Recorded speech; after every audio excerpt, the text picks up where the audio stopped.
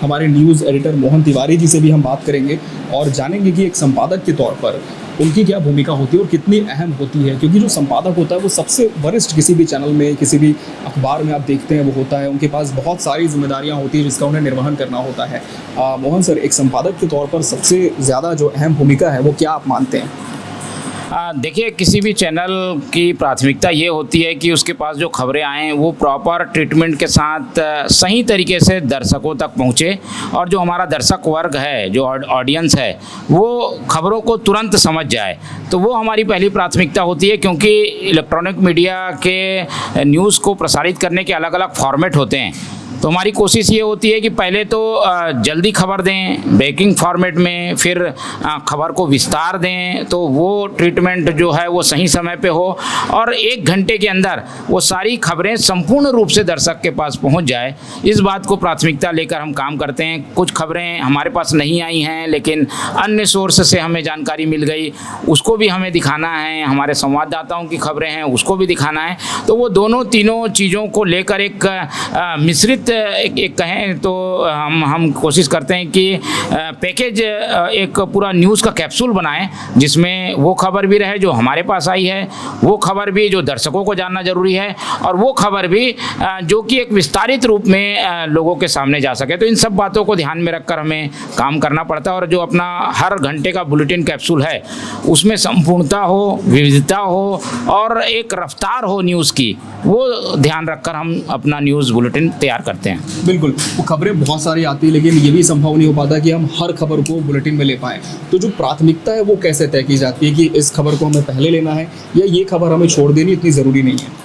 देखिए, ये एक न्यूज़ चैनल का एक फॉर्मेट होता है कि वो किस तरीके की खबरों को पहले प्राथमिकता देता है, जिसमें हमारी जो चैनल की कोशिश है वो है दर्शक।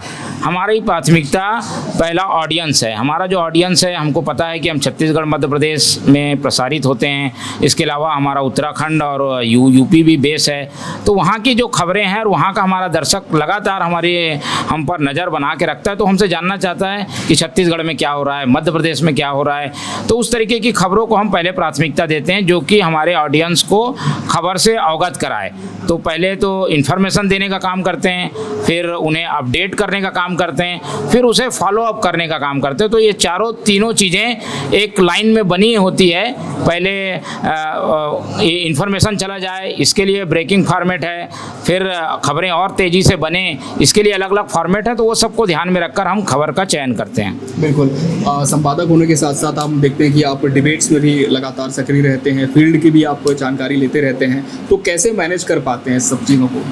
देखिए, ये तो हर न्यूज़ चैनल में एक तरीके से फॉर्मेट सा बन गया, और हर रिपोर्टर या कहें हर संपादक को इसी तरीके से काम करना पड़ता है। वो सुबह से आता है, खबरों से जूझता है, और उसकी कोशिश ये होती है कि एक ऐसी खबर जिसे दर्शक पूरी तरीके से जानना चाहता है, सभी पक्षों को जानना चाहता है, इसलिए एक डिबेट भी ज़रूरी है।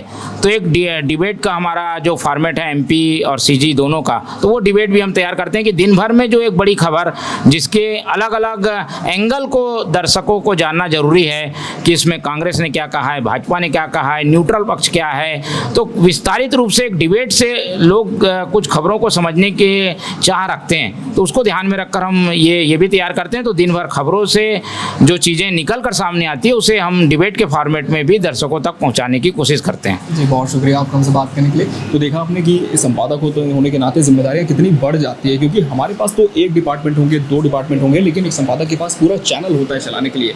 तो पूरी तरह से चैनलाइज करना, हर तरह से मैनेजमेंट करना, ये भी एक बड़ी जिम्मेदारी एक एडिटर की हो जाती है।